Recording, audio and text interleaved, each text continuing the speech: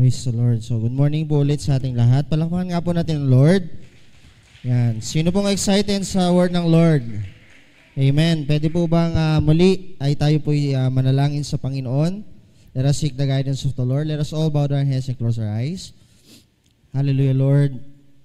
Panginoon, marami pong salamat muli sa oras pong ito na kami, O Diyos, ay ligtas na nakarating, Panginoon, sa bahay-sambahang ito, Panginoon, upang ikaw mabigyan ng kaluwalhatian, Lord God.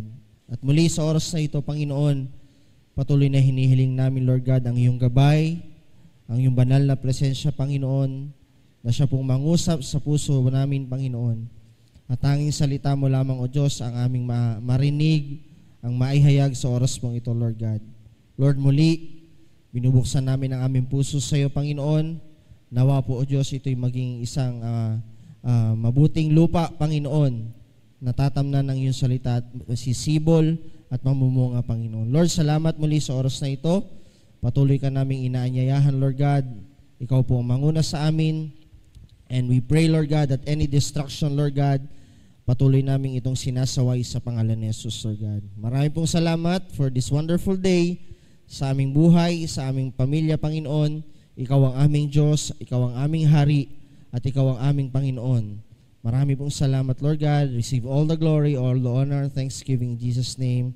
Amen and amen. Hallelujah. Praise the Lord. Palakpak nga po sa Lord, yung malakas na palakpak sa Lord. Amen. So again, good morning po sa ating lahat. So si Bishop po ay in-invite sa isang anniversary po ng isang church. So ako po uli ang naatasang maghayag ng salita ng Diyos. And for these past few Sundays, sino pong nakaka-attend last Sunday ng mga preachings na naririnig natin? Okay? So tanungin mo nga yung katabi mo, excited ka ba? Tanungin mo uli yung katabi mo, excited ka ba? Yan. So alam niyo po, sa mga nagdaang linggo, at ito pong ating darating na April 14, no? So tayo po ay magse-celebrate ng 12 years anniversary. Tama po ba ako? So sino pong excited na? Amen. So sabihin mo nga sa katabi mo, actually ang anniversary natin is March. I-move lang po ng April kasi yung ating pong bisita ay doon po available. So this coming anniversary, biruin nyo po for 12 years. Tingnan mo ulit yung katabi mo. Sabihin mo ulit, for 12 years. Ano? Sama-sama tayong narito pa rin sa harap ng Lord as life family. Amen? Pwede ba nating purihin ang Diyos? Palakpakan natin ang Diyos sa kanyang katapatan. Praise God. And I believe in my heart, yung pong declaration ni Bishop, sabi doon, the Lord has done great things. Tanungin mo ulit yung katabi mo, may na-receive ka na bang great things sa Lord? Amen? Meron na ba? Praise the Lord. Sabihin mo ulit, marami pang darating. Praise the Lord. At isang bagay po na nakatutuwa sa ating Panginoon, yung pong mga great things na yan or greater things pa na darating, ito po ay given. Ito po ay laging ibinibigay sa atin ng Panginoon. And from time to time, Sunday after Sundays, the Lord is reminding us ano ba yung dapat maging sitwasyon natin, maging lagay ng ating puso kapag naandyan na po yung mga greater things. Hello? Nandyan po ba kayo? Nung atin pong pinag-aralan last week, is about Joshua. Sino pong nakakilala kay Joshua? So narinig natin na si Joshua, siya po ay ang successor ni Moses. Okay? At si Joshua ang inatasan ng ating Panginoon na tumawid sa ilog at mapuntahan ang lupang pangako. Nandyan po ba kayo? At ang sabi nga doon sa Joshua chapter 1, kung maaalala natin, no? Sabi ng Panginoon kay Joshua, be strong. Sabihin mo sa katabi mo, be strong. Okay? Malakas ba tayo? Hello? Malakas ba tayo? Praise the Lord. So, God is reminding us to be strong kasi alam naman natin, malapit na pong dumating ang Panginoon. At alam niyo po ba yung great things na yon na sinasabi ng Biblia is about the second coming of the Lord. Sino pong excited? Kakaunti. Hello? Sino pong excited na sa pagdating ng Lord? Kasi alam nyo, pagdating ng Lord, wala na pong kahirapan. Hello? Pagdating ng Lord, lahat tayo magpupuri sa Kanya. Amen? Wala nang sakit karamdaman. But before that, sabi doon, magkakaroon ng judgment. Okay? Magkakaroon ng judgment. Kaya ang bawat tao, sabi ng Bible, pinaalalahanan ng mga apostol na maging watchful. Sabihin mo nga sa katabi mo, be watchful. And one thing na kapag tayo itanong, handa ba tayo kapag dumating ang Panginoon? So, may mga mixed emotions tayo, right? What if, sabi sa Bible, no? Ang pagdating ng Panginoon ay parang isang magnanakaw. Walang nakakaalam. Okay? Hindi natin alam ang oras, ang panahon, ni walang signs. Okay? Kaya nga sinasabi po sa Bible, dapat tayong laging maging handa. Okay? At sa oras mong ito, no? Isang bagay ang nais ko pong i-share sa ating lahat. At ito po ay alam na nating lahat. Naririnig na po nating lahat. Okay? Ang title po ng aking i-share is Fixing Your Eyes on Jesus. Yan. Hebrews 12 verse 2. Palagi natin itong nababasa, right? Amen po ba? Okay. Meron po akong tanong.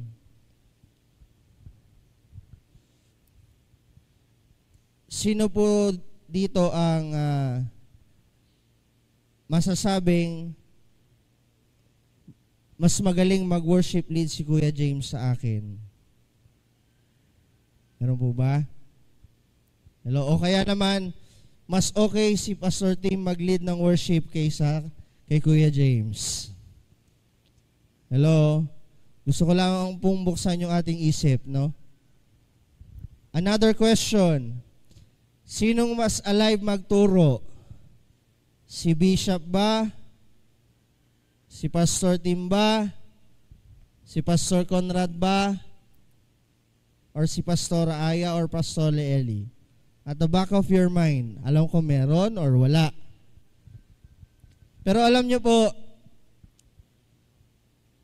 sabi rin ni Bishop, ang nakatutuwa sa Life in Christ, hindi po tayo tumitingin kung sinong nakatayo. Right? Tama po ba? Kasi bakit? Wala po tayong ibang sinasamba, wala tayong ibang pinapupurihan kundi sino? Si Jesus. That's why this morning, ako po yung praise sa Lord. Sabi ko, Lord, ano po yung nais mong ihatid sa aming lahat? Okay? So dito po ako dinala ng Lord. Fixing your eyes on Jesus. Nung akin pong binabalik-balikan yung mga past teachings, nakita ko po yung life ni Joshua. Nung siya ay papunta na sa lupang pangako, sinabihan siya ng Lord. Okay? At ang sabi ng Lord kay Joshua, dadalhin ko kayo sa lupang pangako at bawat tungtungan ng iyong mga paa ay magiging sa iyo. Okay? At ang sabi doon, Joshua chapter 3, verse 5, Joshua told to the people, consecrate yourselves, for tomorrow the Lord will do amazing things among you. Meron pong sinabi sa Joshua sa mga tao, sabi doon, consecrate yourselves. Ibig sabihin sa ibang translation, sanctify yourselves. Okay? Sa Old Testament, ang ibig sabihin niyan, literally kayo po ay linis. In short, sa Tagalog, maligo. Okay? Spiritually speaking, ang sabi dyan ni Joshua, sanctify yourselves, make yourselves holy to the Lord, for tomorrow the Lord will do amazing things. Okay? So sa atin, mararanasan natin yung amazing things na yon, yung mga greater things, if we will be sanctified. If we will consecrate ourselves. In other translation, consecrates means setting apart, no? Setting yourself apart. Inihiwalay mo yung sarili mo sa mga makamundong gawain. Hello? Kaya nung akin pong inaaral to, sabi ko, Lord, ano pong connection ng sanctifying ourselves doon sa fixing our eyes on you? Okay? So sabi po ng verse, Hebrew 12 verse 2, buksan nga po natin ang ating Bible. Kung meron mga Bible, Hebrews 12, 1, 2, and 3. So sabi po dyan, therefore, since we are surrounded by such great cloud of witnesses, let us throw off everything that hinders and the sin that so easily entangles, and let us run with perseverance the race marked for us, fixing our eyes on Jesus, the pioneer and perfecter of faith. For the joy set before him, he endured the cross, scorning its shame, and sat down at the right hand of the throne of God.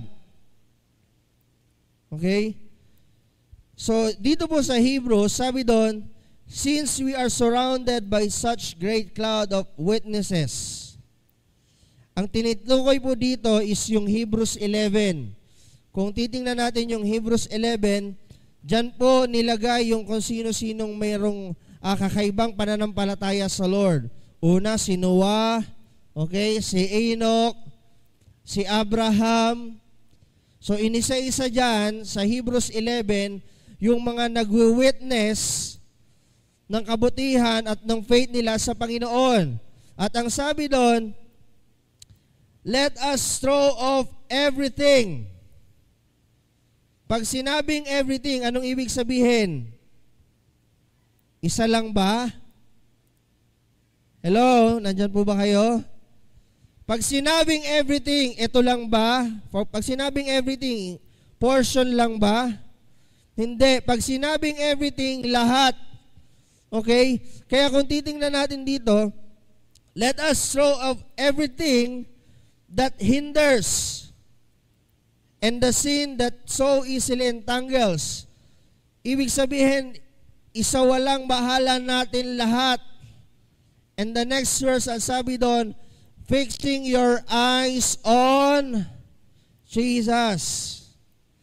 Kasi isang katotohanan po sa ating panahon ngayon, marami pong mga Kristiyano namimili kung sino yung gustong pakinggan nila. Hello? Mas okay yung ganitong service kaysa sa ganitong service. Mas maganda yung preaching nito kaysa sa preaching nito. Ang ganda ng preaching nito kasi puro blessing. Ayoko nito kasi pinapagalitan ako. Hello? Marami mga Kristiyano, ang nagiging focus nila is the message but not the true message itself. Hello? Kaya gusto ko po sa ating lahat, tayo pong lahat, maging malalim tayo. Ano ba yung fixing our eyes on Jesus? Ito ba ay dapat lang nakatuon sa Panginoon? Yun lang ba yun? Let us go deeper. Kasi sabi nga po sa Bible, sa 2 Timothy chapter 4 verse 3, darating ang oras na ang mga tao mawawalan na ng tawag doon, mawawala ng interes sa salita ng Diyos. Mawawala na ng ganang pumunta sa church kasi why? Meron namang online. I'm not saying hindi maganda ang online. Unti-unting nawawala yung pagbabasa ng salita ng Diyos kasi ang salita ng Diyos na sa mga mobile phones na. Right? Sino bang may Bible pa sa bahay? Please raise your hand. Yan. Ang tanong, nagagamit pa ba? Nabubuklat pa ba? Yes. We should. Kasi isang katotohanan po, sino ditong may Bible sa cellphone? Please raise your hand. Lahat tayo, right? Napakahalaga na yung salita ng Diyos ating pinagbubulay-bulayan. Kasi why? Ito po yung sinasabi kong katotohanan. Young people, children, youths, young professionals, adults, most of the time, mas nauuna nating buksan ang cellphone kaysa sa ating mga Bible. Is it true or not? Can I hear an amen? The Lord is reminding us, let us fix our eyes on Jesus. Kasi bakit? Ito nga po yun. Maraming mga bagay ang gagawin ng kaaway upang ang salita ng Diyos at mismong mensahe ng salita, kundi ang ating Panginoon ay mawalan na ng kabuluhan. Hello? Tanungin mo yung katabi mo, gaano ba kahalaga sa'yo? Sige po, tanungin mo yung katabi mo, gaano kahalaga sa'yo ang kamatayan ni Jesus?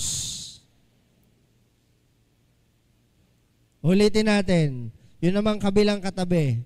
Gaano kahalaga sa'yo ang kamatayan ni Jesus? Hello?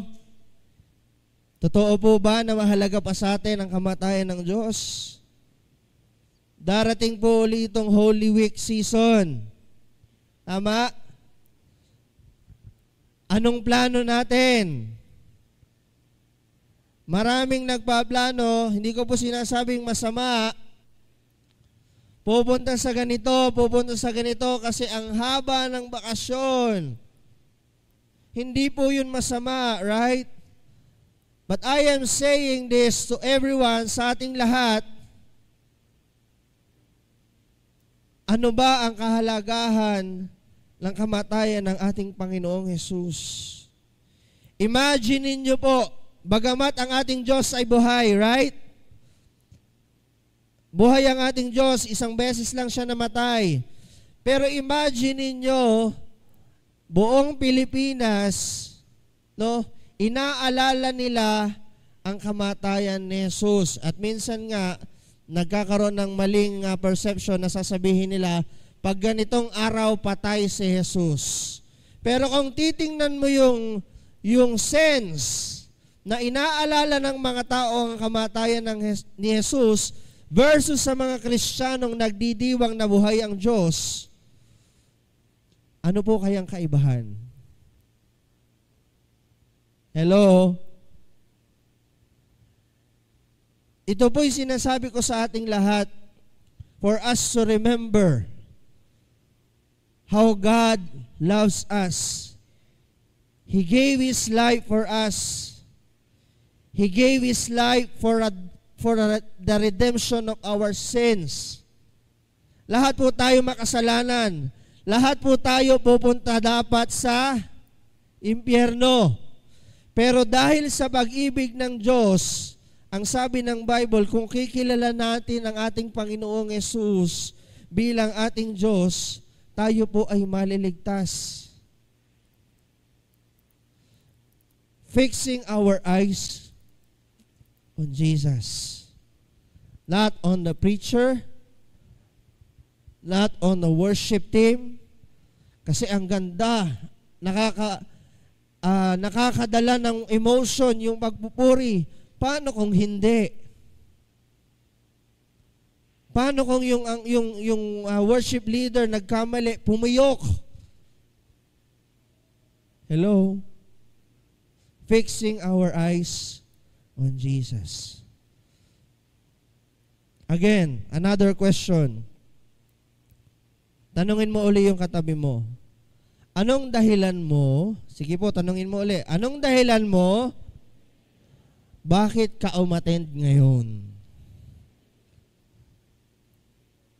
Hello? Doon naman sa kabila uli.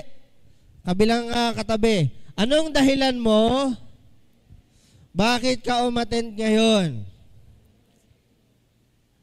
Nakukuha nyo ngayon? Do you really, are you getting the message?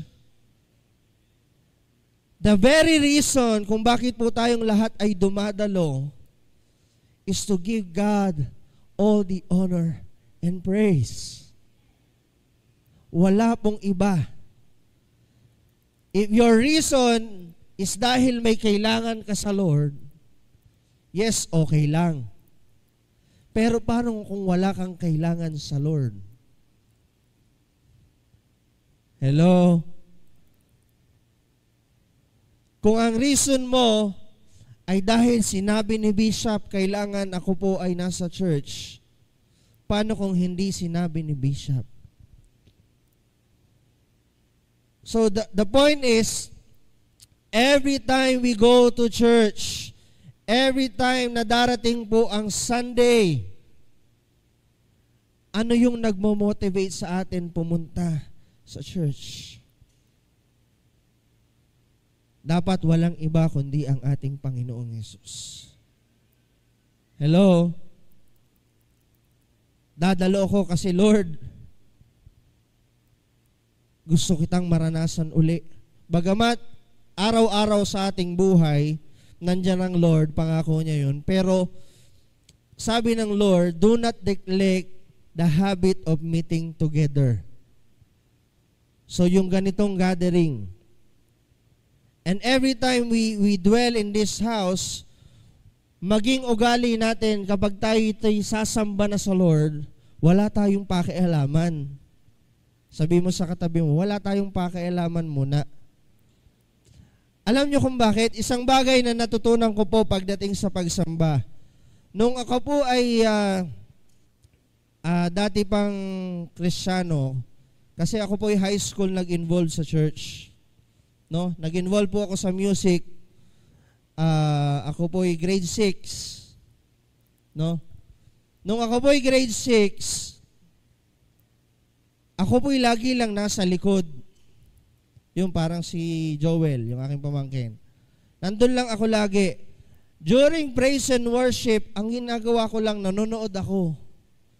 Pinapanood ko yung nagda-drums, pinapanood ko yung nagigitara, okay? Pinapanood ko yung nagbe-bass. Yun lang ako nang yun. Tapos ang kanta pa noon is parang projector type pa. No, yung ilaw. Tapos may lyrics na nakasulat. So acetate, nakaganon pa yun doon. So may gumaganon-ganon pa yun. Parang nag-i-slideshow. Okay? So pinapanood ko din yun. Pag nahuli yung slideshow na gano'n, ay, mali, napapaganon ako. Taon ang binilang hanggang sa ako na yung tumutugtog. Nung ako naman ang tumutugtog, tugtog lang ako ng tugtog, hindi po ako umaawit. Okay? Kapag po ako'y pinapaawit, ako po'y nahihiya. Parang tayo din noon. Kunwari pang nahihiya, pero gusto rin namang kumanta. Okay?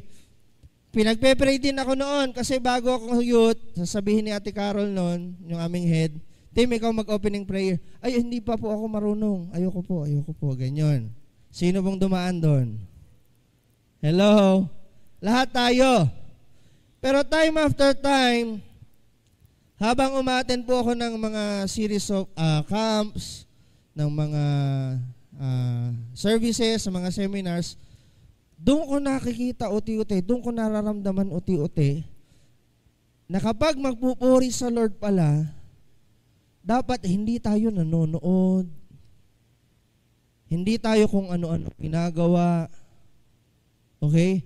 And one time for God's glory, no, iba-iba po ang naranasan namin nung tayo po'y nalipat sa ibang church, no? Okay, nag-iba ng pangalan or nag-join. Doon ko po na-experience na wala pong musician, wala pong music team. Meron lamang po silang CD na pinatutugtog. At yung mga katabi ko, lahat sila pag dumating ako, nung dumating ako doon, walang bumahati sa akin. Nang, ay, kumusta ka kakabatid? Wala. Alam nyo, lahat sila nakayuko, lahat sila nagpe-pray, lahat sila sumasamba sa Lord. And yung iba doon, nanginginig na. Okay? Parang ako'y na out of place nung time na yon. And then, alam nyo ang tinuro sa akin ng Panginoon, fixing your eyes on God. Kasi akala ko noon, kapag maganda ang praise and worship, ay tatalon din ako. No? Sa Bataan talagang nagaganyan pa, no? Pero nung time na nawala na yun, doon ko nakita na ang totoong pagsamba nakatuon sa Diyos. At doon ko po naramdaman na sabi ko, Lord, kahit anong mangyari, no? Gusto ko pong ibahagi sa ating lahat to para matutunan natin, every time we worship the Lord, dapat wala tayong pakialam muna sa ating katabi. It is between you and God alone. Kung iisipin mo, ay medyo nahihiya ako, baka pumatak yung luha ko, lalo na yung mga kalalakihan dyan. No? Broskong-brosko ka, polong-polo ka, tapos makikita ka na umiiyak. Alam nyo, when we fix our eyes on the Lord, may magandang bagay ang gagawin ang Lord sa iyo. If you want to experience the blessings from the Lord, hindi lang yung blessings from this world, kasi ang blessings from this world, lahat to material. Ang blessing ng Lord, kakaiba. If you want to experience that, fix your eyes on the Lord. And then one time, alam nyo po, isa sa naranasan ko noon, sabi ko nga po sa inyo, hindi po ako umaawit. Kapag po during practice ng worship team noon, hindi nyo po ako mapapakanta. Pero dahil sa habag at biyaya ng Diyos, doon ko po natutunang sumamba.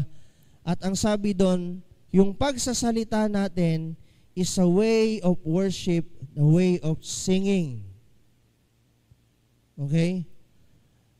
One time experience ko noon, yun nga po, sabi ko nga CD lang, tumutugtog yung CD. Nagtaas lang ako ng kamay, pumikit ako sa Lord. Sabi ko, Lord, kahabagan mo ako. Kasi tinitingnan ko yung sarili ko, ako'y makasalanan. I am not worthy to worship you. I am not worthy para dito. Habang sinasamba ko ang Panginoon, doon nag-start ako pong nag-speak in tongues. Hindi po ako nag-i-speak in tongues. Okay? Pero yung mind ko, nagpupuri sa Lord na ang mind ko, ang sabi, Lord, you are so grateful, you are so faithful, napaka mapagmahal mong Diyos.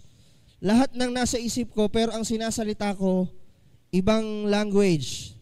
And then, nung ako po'y nakataas na ang kamay, one manifestation, yung pong kamay ko, para po siyang tinatakluban ng semento. No?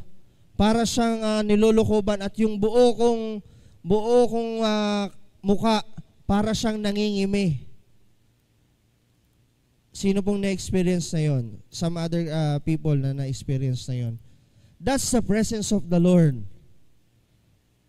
At ako po, in my heart, in my spirit, gusto ko pong maranasan natin lahat yon. Why? Kasi nung naranasan ko yon, parang wala akong problema. So sa ating lahat, no? Introduction ko pa lang pala yun, ano? Mabilis lang po yung message ko, no?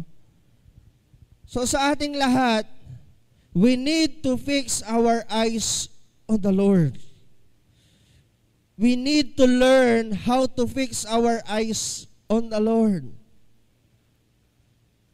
Kasi sabi ko nga po sa inyo, itong henerasyon ngayon, pansin na pansin ko po, sa akin pong sarili, ang mga tao wala ng atensyon sa salita ng Diyos. Wala ng time. Mas gusto nilang mag-Facebook, mas gusto nilang makinig ng mga kung ano-ano. Kumpara noon. Okay, nung kami po ay, kung ikukumpara ko yung sarili ko noon, nung aking pong tinatahak yung paglilingkod, ibang-iba. Kami noon natutulog sa church. Nag-aaral kami ng iba't ibang instrumento. No? Pero ang mga kabataan ngayon, halos wala silang desire to go to church. No? Ang gusto nila is yung gumaganon. Tapos mga sumasayaw, anong tawag doon? TikTok. Hello? Sino ditong nagti-TikTok? Okay? Hindi ko po sinasabing masama, okay? Pero kung titingnan nyo yung world today, sa world noon, even pa sa mga world ng mga nanay at tatay natin noon, tama ba? Yung mga suot ng mga nanay at tatay noon, di ba hanggang, sabi doon, hanggang sakong. Kapag daw lumabas na yon, naku po, di ba? So ngayon, paiksian, labasan ng ano, okay lang po yan kasi nandyan na yung henerasyon. But this time, how are we going to fix our eyes on the Lord? Despite of all the things na nangyayari po sa ating world. Kasi even sa Bible, sinabi rin po, ang mundo ay pasama ng pasama. Tama po ba? Ang mga gumagawa ng mali ay pabata ng pabata. Tama ba? May makikita tayo sa mga videos online. Mga elementary, marunong nang magbisyo. Hello? Tama po ba? Okay. Punta na po tayo sa point ko. Fixing our eyes on God. Okay? Number 1. Fix your eyes on Jesus in your offering. In your giving or in your offering. Sabi doon, Hebrews 11 verse 4, kung titingnan natin yung passage na yon, ang example doon si Cain at si Abel. Kapag daw tayo nagbibigay, dapat nakatuon ang ating isipan at puso sa ating Panginoon. Okay? When we give, we must fix our eyes on Jesus. When we give, we must not look on what or at what will return to us. Okay? Kapag daw tayo nagbigay, kailangan yung ating mga mata nakatingin sa Lord. Kasi minsan, nakatingin tayo dun sa reaping. Sabi nga ng Bible, principle sa Bible, kung ano ang iyong tinanim, yun ang aanihin. Kapag malaki ang itinanim, malaki ang aanihin. Sometimes, dun tayo nagdadwell sa malaki ang aanihin. Pero kung titingnan natin, sino bang nagpapalago ng ani? Hello? Sino ang nagpapadala ng ulan para yung ani mo maging mabunga? Hello? Magkaroon dapat tayo ng kaisipan na kapag tayo nagbibigay, anuman ang amount niyan, ito po ay ginagawa natin na nakatingin sa Panginoon. Kapag ikaw ay nagbigay sa mahirap, sabi sa Bible, kapag ikaw ay nagbigay sa mahirap, para kang nagpapautang kanino? sa Diyos. Pero sometimes, na mindset ganito, para pala akong nagpapautang sa Diyos, so babayaran ako ng Diyos. Hindi dapat nakatuon doon sa balik, kundi doon sa ating binibigyan. The best example na nagbigay sa Bible, walang iba kundi ang ating Panginoong Jesus. Even His life binigay niya. Lahat-lahat. Even yung pagiging Diyos niya. Imagine niyo, no? Siya yung lumikha sa atin, pero siya yung nagpakumbaba para mamatay kasi ayaw kanyang mamatay. Hello? So let us fix our eyes in our offering, in our giving. Kung titingnan po natin, yung example, si Cain at si Abel. Tama po ba? Sinong binigyan ng regard ng Lord? Kaninong offering? Kay Cain o kay Abel? Kay Abel. Kasi bakit? Pareho namang maganda yung binigay nila. Right? Yung kay Cain, ang binigay niya, yung first fruit niya. Yung kanyang mga crops. Pero ang kay Abel, ang binigay niya, yung kanyang alagang hayop. Okay? So anong nilagay ng Lord yung kay Abel? Bakit kaya sa palagay nyo? Okay? Yung puso ni Abel. Saan kaya nakatingin yung puso ni Abel? Nung siya'y nag-aalay sa Diyos. Samantalang si Cain, kanino nakatingin si Cain? Nakatingin siya kay Abel. Na Lord, bakit si Abel? Pareho lang naman kami ng binigay. Yung the best naman din ang binigay ko, bakit siya? So sa atin bilang mga Kristiyano, huwag natin titingnan yung siya. Ay, bakit yung mga hindi mananampalataya, sila pa yung tumatama sa loto? Hello? Ay, tingnan niyo yung mga balita, no? Ang daming tumatama sa loto. Baka mamaya magtaya din kayo, ha? Dahil Kristiyano tayo. No.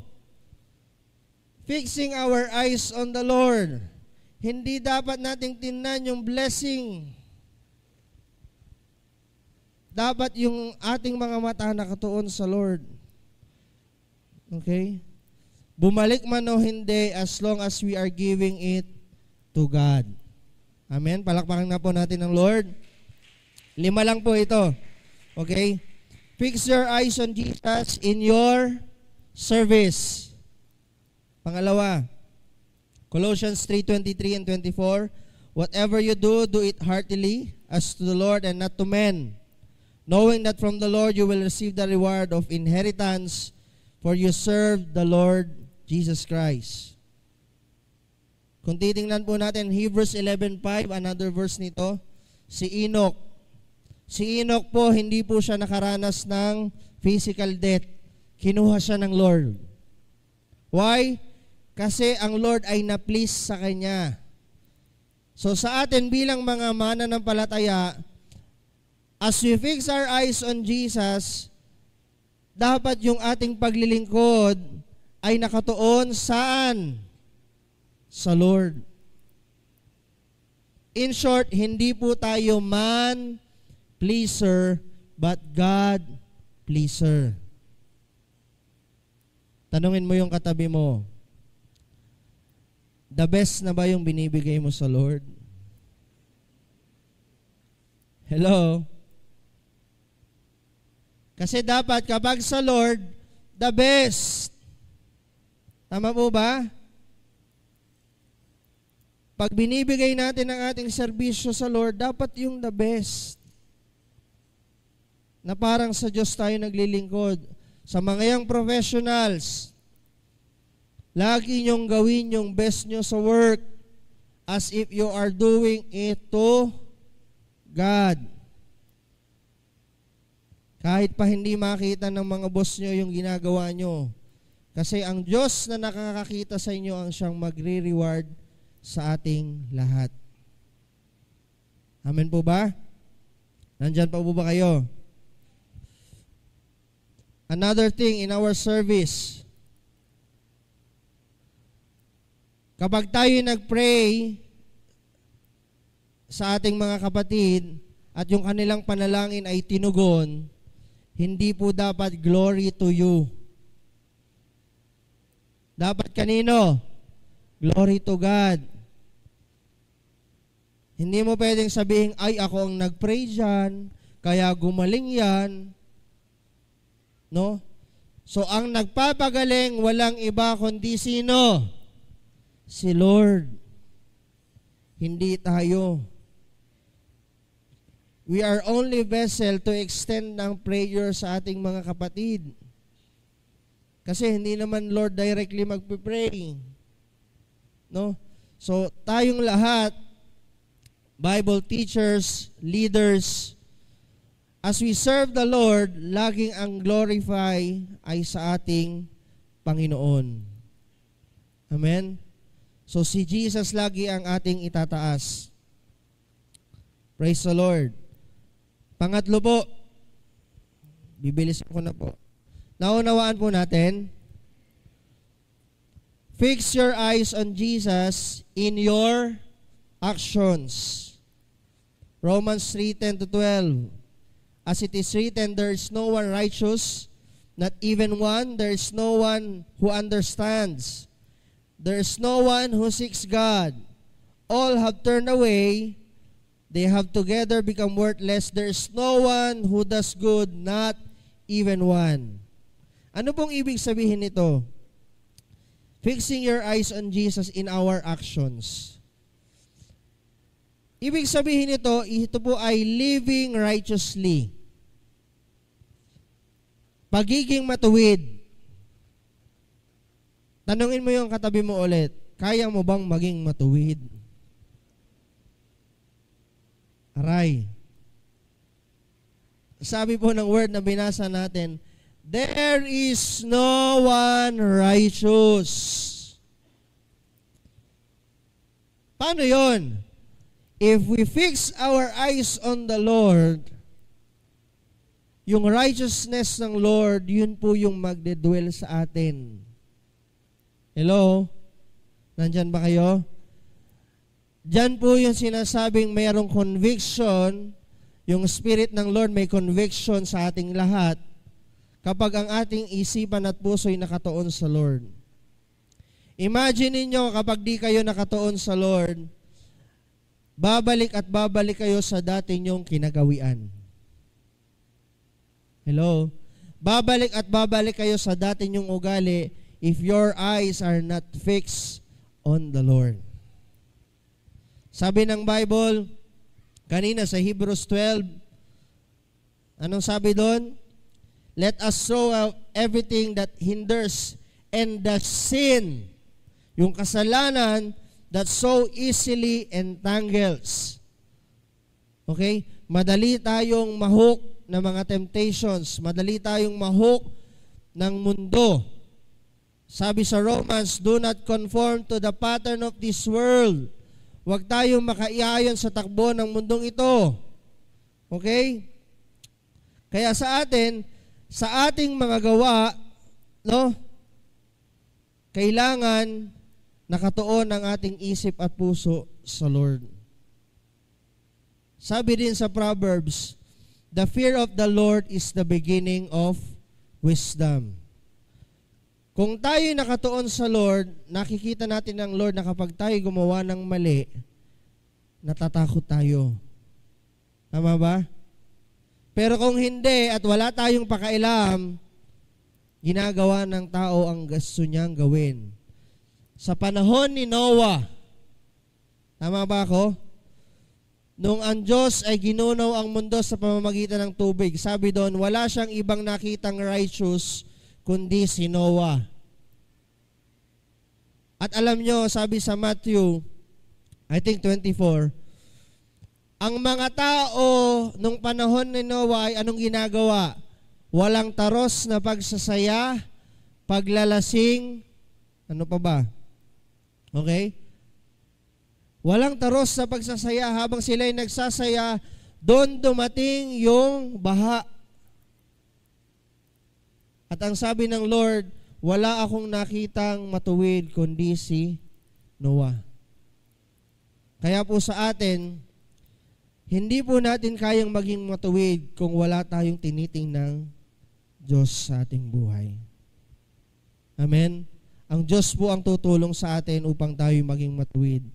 At sa guidance po ng salita ng Diyos, ulitin ko po, the word of the Lord is our guidance para tayo lumakad ng matuwid sa ating Panginoon. Amen? Palakpakan nga po natin ang Lord. Praise God.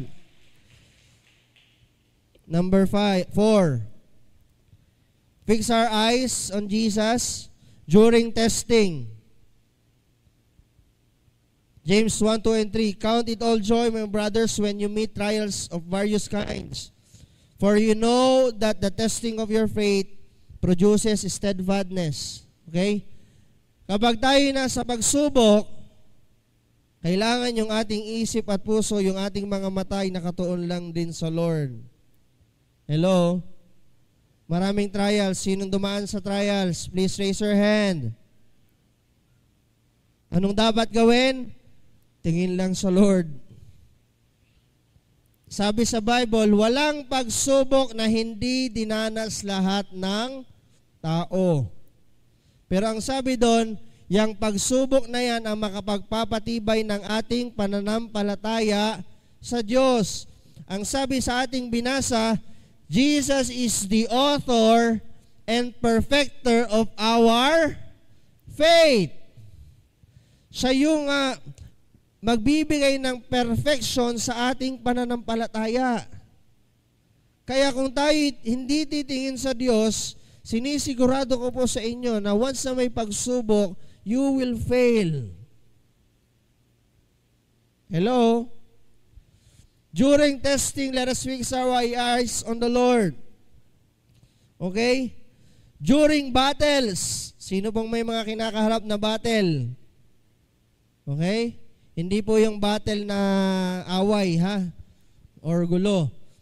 It means spiritual battle. Meron kayong binabattle sa prayer. At alam niyo po, sa Bible, sa Ephesians, ang sabi doon, we wrestle not on flesh. Okay? Hindi tayo nakikipaglaban sa flesh, but in the Spirit. At alam niyo po ba sa oras na ito, merong spiritual na nangyayari? Okay? May mga bagay na nangyayari sa espiritu in the airs, principalities, na gustong agawin yung kaisipan natin sa oras na ito. Hello? But this time, habang may nangyayari sa spiritual, let us fix our eyes on the Lord. Kasi sabi doon, sinong nagbibigay ng katagumpayan? Walang iba din kundi ang ating Panginoong Jesus. Hello? Kaya sabihin mo sa katabi mo, kung may labang ka, kasama mo si Lord. Amen po ba? Kung may trials ka, sabihin mo, kung may trials ka, kasama mo si Lord. Amen po ba? Can we give God all the praise and glory? Palakpakan natin ang Lord.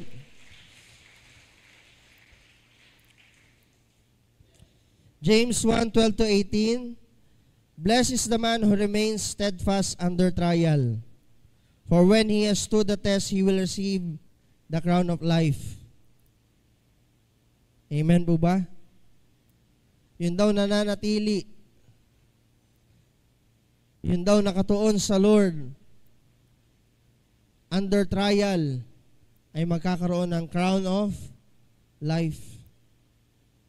Hallelujah. Praise the Lord. Last, fix your eyes on Jesus when you are blessed. Okay? Jeremiah 9:23, thus says the Lord, let not a wise man boast in his wisdom, and let not the mighty man boast in his might. Let not a rich man boast in his riches. Okay? Kapag tayo po ay pinagpapala ng Diyos, or kung in short, wala tayong problema, wala tayong kinakaharap na pagsubok, we are exceedingly blessed. Ano dapat kailangan natin gawin? Fix your eyes on Jesus. Hello? Kasi bakit? Sabi ko nga po sa inyo, meron pong spiritual realm na nangyayari. And sometimes, and most of the times, gagamitin ng kaaway yung mga bagay na yon para yung iyong puso't isipan at ang iyong paningin mawala sa Diyos. Sasabihin natin, ay, dahil ako'y nagtrabaho ng sobra-sobra, deserve ako nito. Deserve ko to. Yes, deserve mo. Pero saan galing ang lakas mo? Sabi sa Bible, every good and perfect gift is from above, coming down from the Father of the heavenly lights, who does not change like shifting shadows. Lahat ng mabubuting, sa atin po, no? Dito po ako mag-e-end sa isang illustration. Yung last, please. Yan. So, yung pong picture na yan, man, ito po yung world natin, lahat tayo. The man and the world. Okay? So, ito yung mundong inagalawan natin. At yung titingnan natin, ang world, lahat na riyan, mabuti, masama, maganda, pangit, lahat. Okay? The next level ay ito. Please, next. Sabi po ng Ephesians 6:12, yung principalities, yung heirs, for we wrestle not against flesh and blood, but against principalities, against powers, against rulers of darkness of this world, against spiritual wickedness in high places. So, hindi natin to nakikita, pero every day in our lives, nandyan po ang kaaway, umaali-aligid. Okay?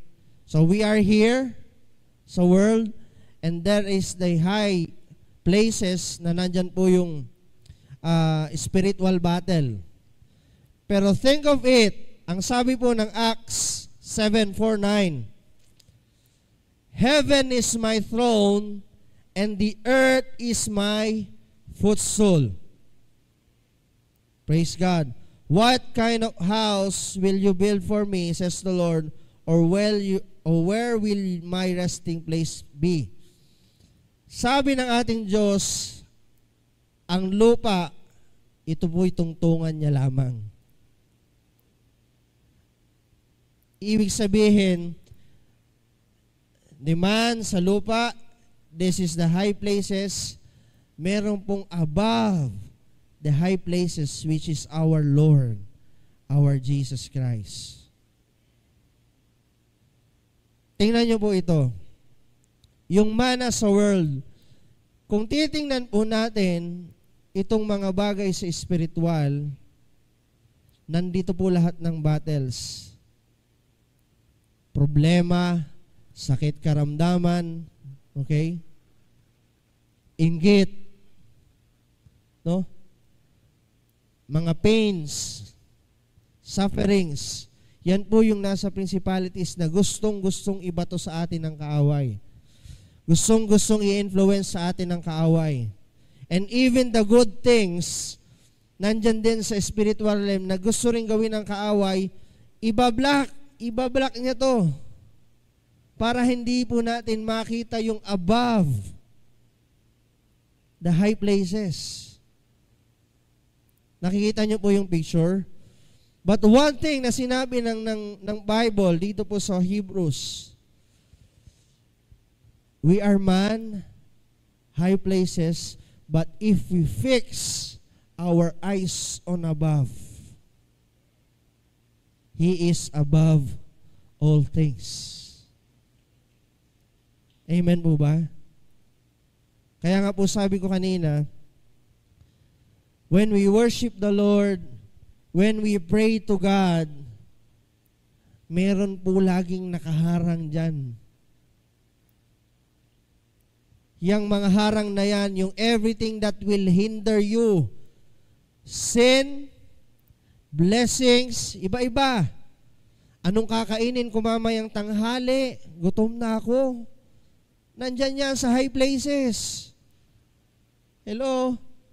May pambayad ba ako sa kuryente bukas? Nandyan na si Judith. Judith na. Nandyan po yan sa high places. Hello? Walang pantuition. Anong gagawin ko sa Semana Santa? Nandyan yan sa high places. But one thing na sinasabi ko sa ating lahat ngayon, fix your eyes on Jesus. Take away everything that hinders. Ibukas natin yung high places. Wala kang magagawa sa tanas. Okay? Sa high places, bibigyan ng sakit? No. Ang Diyos kong nasa kataas-taasan ng Diyos ng kagalingan. Hello? So as we pray right now, no, sige po tayo pong lahat ay tumayo. Yan, okay.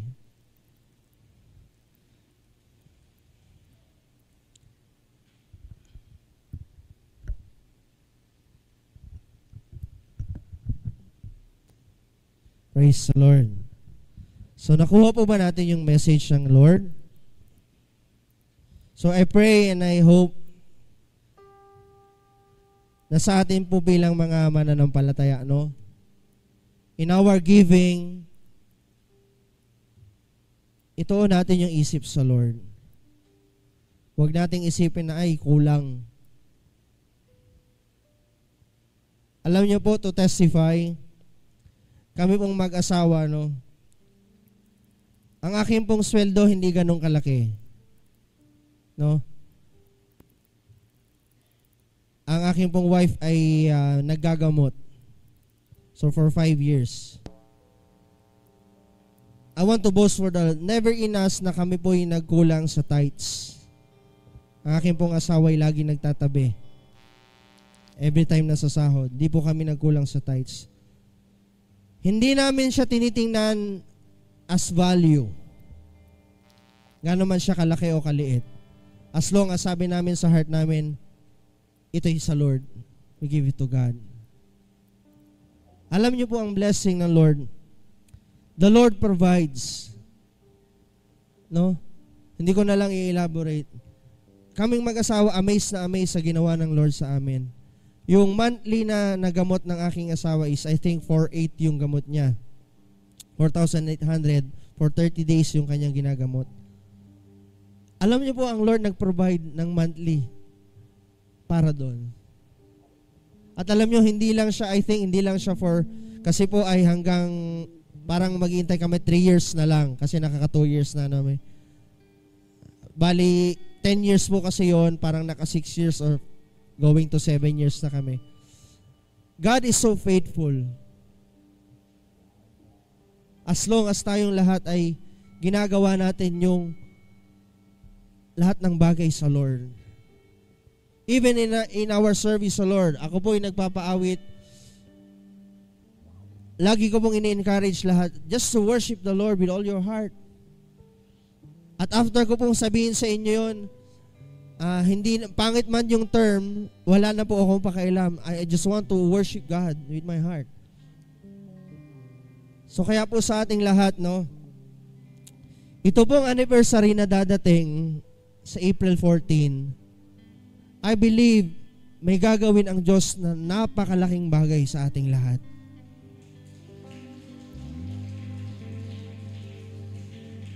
No? Young professionals, youths, mag-invite kayo ng mga kaluluwa because the Lord will do great things on that day. Naniniwala po ako in my spirit, in my heart, na tayong lahat, no? Nakikita ko po tayong lahat, we will worship the Lord in spirit and in truth. Na wala tayong ibang sasabihin, Panginoon, Ikaw ang Diyos na mabuti. Ikaw ang Diyos ng aking buhay. Ikaw ang Diyos na nagpapagaling. Ikaw ang Diyos na nag-aayos ng pamilya. The Lord will restore everything in us. Even yung mga bagay na nawala sa atin, the Lord will bring it to you again. That's why we must learn, everyone, bata, matanda, we must learn to fix our eyes on Jesus. Sa Diyos lang po tayo tumingin sa oras mong ito. Amen? So sige po, tayo po sandaling yumuko at manalangin muli sa Lord. Katulad po na sinabi ko kanina, let our eyes fix on Jesus. Siya lamang po ang ating kausapin sa oras na ito. And I believe in my heart, in my spirit, the Lord will speak to us. Hallelujah, Jesus. Yes, Jesus. Hallelujah, Lord.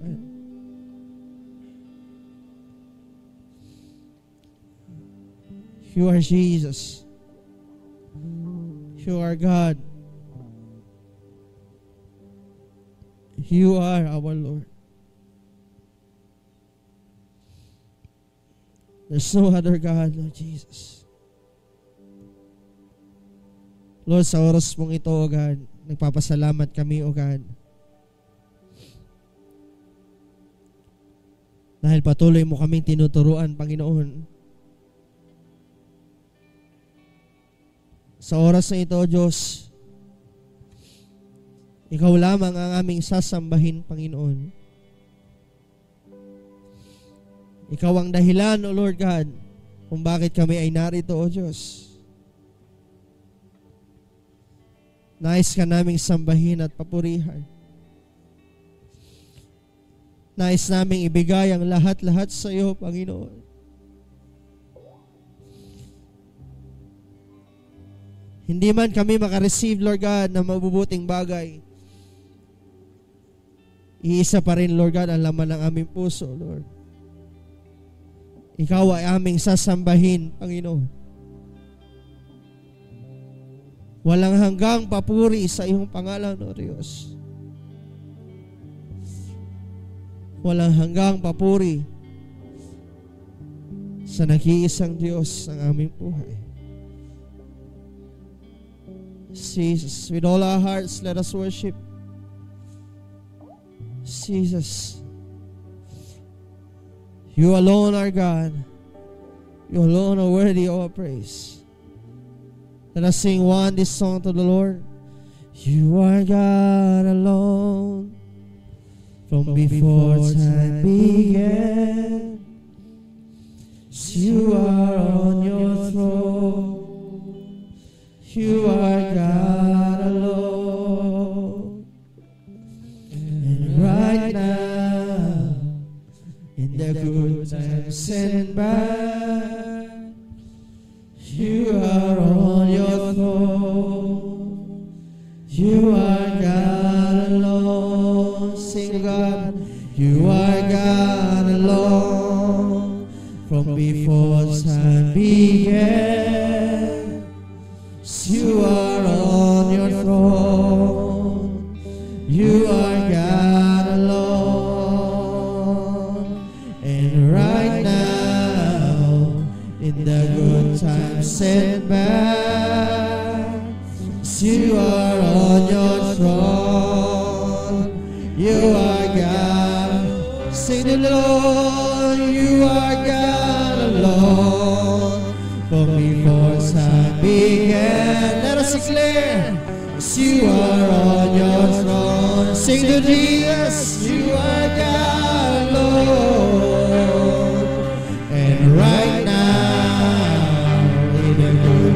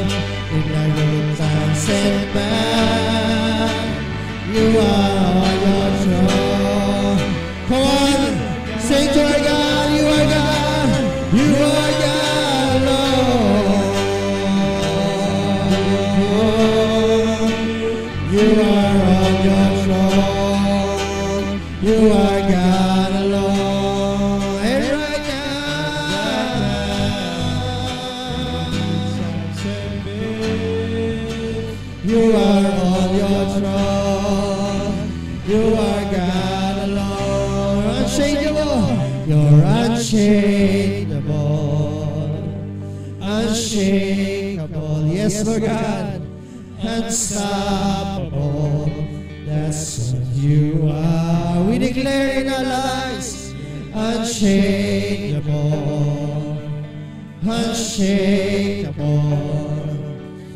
unstoppable, that's what you are. You are. You're unchangeable, unshakable,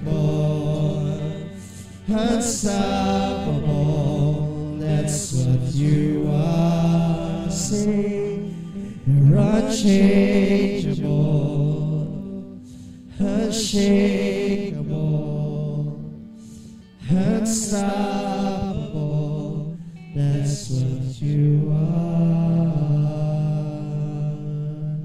In all our hearts say, you are God alone, from before time began. Sing to the Lord, you are God alone. You are God. And right now, in the good times and bad, you are on your throne. You are God alone. Can we raise our hands to the Lord? Everyone just raise your hands to the Lord. God, we honor you once again, Lord God. Salamat po, O Diyos, sa iyong pag-ibig sa amin, Panginoon. And truly, O God, we declare that you are God alone. Ikaw ang nag-iisang Diyos ng aming buhay, Panginoon. Lord, sa hirap man, Panginoon, sa kasaganaan man, Lord God, ikaw pa rin ang aming Diyos.